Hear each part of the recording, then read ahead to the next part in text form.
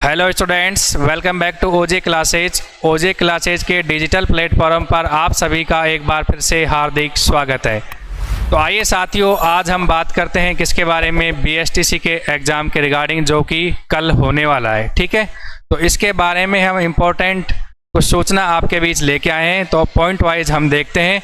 ठीक है, ध्यान से सुनिएगा और ध्यान रखिए, अगर आप चैनल पर पहली बार विजिट कर रहे हैं तो चैनल को सब्सक्राइब जरूर कर ले। ठीक है, तो बात करते हैं स्टार्टिंग से। तो देखिए, आप जैसा कि देख पा रहे हैं बीएसटीसी 2024, यानी कि सबसे पहले तो मैं बात करना चाहता हूं, जो भी इस परीक्षा में शामिल हो रहे हैं उन सभी को ओजे क्लासेज की परिवार की ओर से ऑल द बेस्ट। ठीक है, अपना बेस्ट करके आएँ। ठीक है, बिल्कुल भी हड़बड़ाहट नहीं होनी है। जो आपने कंटेंट पढ़ लिया है उस पर विश्वास रखें और खुद पर विश्वास रखें। ठीक है, तो देखिए साथियों, अगर हम बात करें महत्वपूर्ण जानकारी, एक गलती से एक साल आपका क्या हो सकता है, बर्बाद हो सकता है। यानी कि अगर आपने एक बिल्कुल माइनर मिस्टेक कर दी तो उससे क्या होगा, आपको नेक्स्ट ईयर में क्या देना पड़ेगा, एग्जाम। क्योंकि ऐसा हमने हमारा देखा है, जो ऑफलाइन सेंटर है हमारा मालाखेड़ा में, इसमें हमारे पास 2-3 बच्चे ऐसे थे जिन्होंने पिछली बार ओएमआर सीट भरने में क्या की थी, गड़बड़ी। उसी के कारण उनको क्या किया जा रहा है, इस बार भी बीएसटीसी का एग्जाम देना पड़ रहा है। ठीक है, तो आइए साथियों देखते हैं बारी बारी से। और आपका टारगेट क्या होना चाहिए इस बार, 450 प्लस। अरे लिया होगे 450 प्लस। जिसने तैयारी रेगुलर की है ना, तो वो 450 प्लस आराम से ला सकता है। ठीक है, जो स्टूडेंट्स हमारे पास ऑफलाइन पढ़े हैं उनको पता है, हमने वीकली टेस्ट भी कराए हैं, उसमें ओएमआर भरना और टाइम मैनेजमेंट का बहुत अच्छा प्रभाव पड़ा है। क्योंकि टाइम मैनेजमेंट के लिए आपको क्या करना होगा, जितने ज़्यादा ऑफलाइन टेस्ट दिए हैं उनका बेनिफिट उनको मिलने वाला है। ठीक है, वो पता चलेगा जब वो एग्ज़ाम दे लेंगे कि ऑफलाइन जो टेस्ट दिए हैं उनका क्या उनको बेनिफिट मिला है। ठीक है, तो बारी बारी से हम पॉइंट वाइज देखते हैं। सबसे पहले हम बात करने वाले हैं ओएमआर भरने का। तो देखिए स्टूडेंट्स, सबसे पहले आपको ओएमआर बिल्कुल सही भरनी है। मान लीजिए आपको आता तो बहुत कुछ है, लेकिन ओएमआर भरने में अगर आप गड़बड़ी कर देते हैं तो आपको क्या माना जाएगा, क्रॉस। यानी कि आपकी जो सारी मेहनत है वो क्या हो जाती है, चौपट। अरे क्या हो गई, चौपट। ठीक है, तो ऐसा बिल्कुल भी आपको नहीं करना है। तो देखिए, आपको 4 ऑप्शन दिए होते हैं, ए, बी, सी और डी। ठीक है, तो आपको अगर इस तरीके से बिल्कुल भी नहीं करना है, ये इस तरीके से ये गोला भरने का ये क्या है, ये ऐसा बिल्कुल नहीं भरना है। मान लीजिए आपको ऑप्शन भरना है डी, तो देखिए आपको किस तरीके से भरना है। बिल्कुल एकदम पेन को इस तरीके से रखा और इस तरीके से आपको गोला भरना है। ठीक है, इस तरीके से आपको पेन से भरना है। ठीक है, ये आपका क्या माना जाएगा, बिल्कुल सही। अगर आप इस तरीके से करते हैं ना तो वो क्या है, गलत माना जाएगा।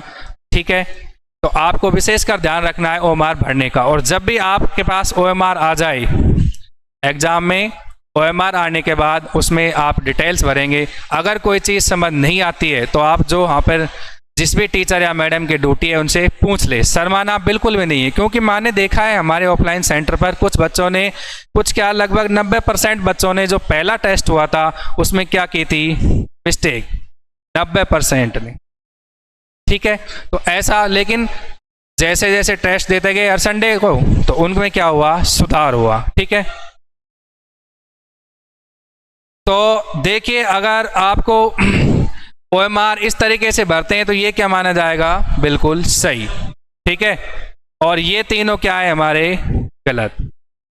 अगर आपको कुछ भी समझ नहीं आता है तो आप टीचर से जरूर पूछें, खुद की तरफ से कुछ भी दिमाग नहीं लगाए। क्योंकि अगर सबसे पहला काम होता है ओएमआर का, मान लीजिए आपने ओएमआर ही गलत भर दी तो आप क्या करोगे फिर आगे, आपको चाहे आता तो कितना भी है, मान लीजिए नींव, मकान की नींव है, वही खराब भर दी तो ऊपर तो चाहे आप कितना भी मसाला लगा लो।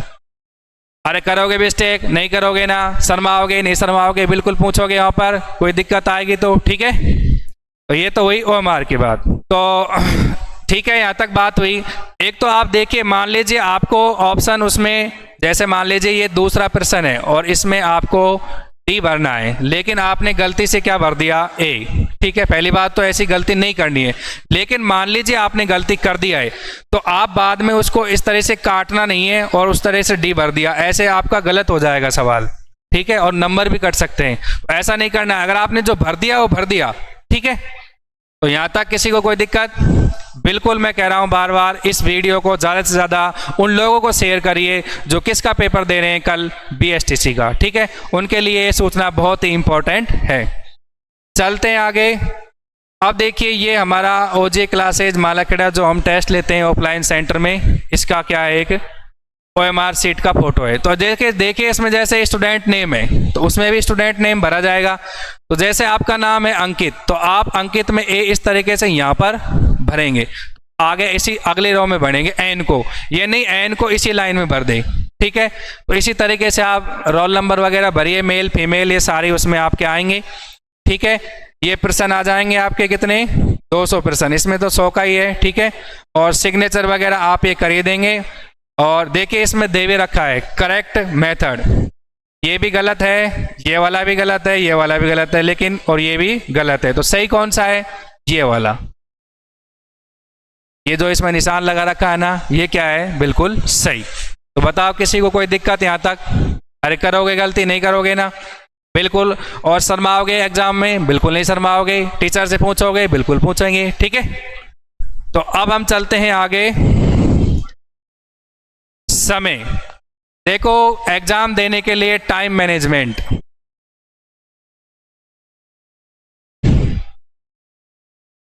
टाइम मैनेजमेंट का बहुत ध्यान रखना है।